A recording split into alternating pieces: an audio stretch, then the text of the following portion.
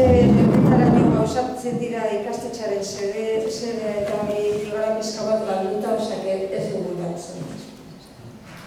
Gero, lorpenei dagokionez, aipatu dugu batez ere neurtzen ditugula ikastetxeetan ikasleen eraitza. Eta, sarritan, pertzepzioetan oinarritzen garela, emaitzak neurtzerakoan. Naiz eta datua jaso, baina asko fidatzen garela ala ere pertzepzioetaz. Neurtu bai neurtzen ditugula, baina sarritan hausnarketa falta zaigula bigarren partea egoala hausnarketa eta konparaketa ere.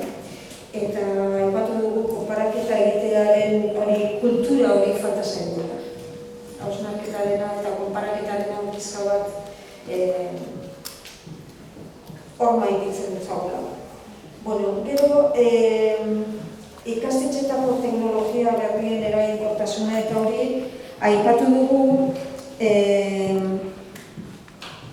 eukibeharko genukela, zehaztuta eukibeharko genukela ikasleen heldutasun digitala, mailaz mailako heldutasun digitala zein izan behar den.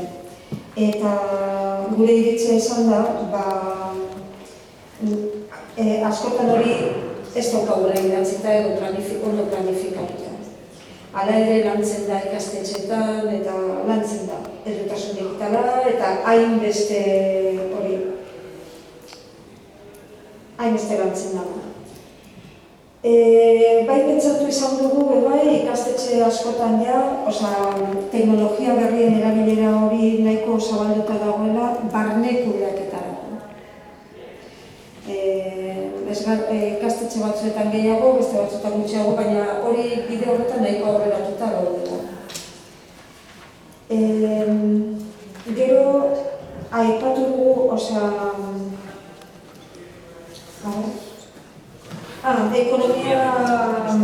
ekonomia arloan, aipatu dugu hori ikasturteko planean eta batez ere bigarren hezkuntzako ikastetxeetan definituta ditugula lehentasunak zeintzuk diren.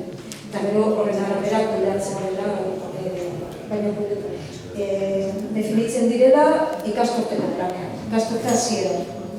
Eta amaitzeko aliatuekin eta hornitzaileekin ia gogobetasuna pasatzen diegun eta hori, hemen batzuk aipatu dugu agian gero izan da bezeroak alderantziz izan beharko litzatekeela. Beraiek pasatu beharko liguketela guri gogobetasuna.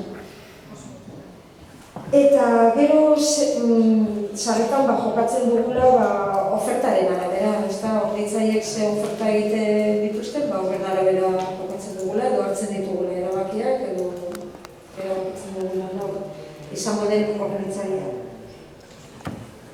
Hori da, aipatu dugula.